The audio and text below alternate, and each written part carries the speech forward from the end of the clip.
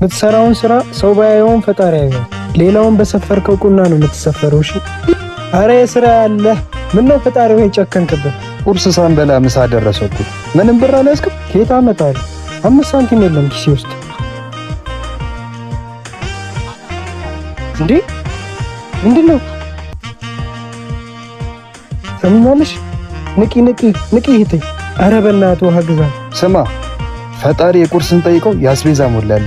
ታንክስ ጋድ በላውን ተነስ እንሂድ። እና በሷ ገንዘብ ነው አስቤዛ የምታሟለው? ልታካብር ባልሆነ የምትሰራውን ስራ ሰው ባያየውን ፈጣሪ ያየው።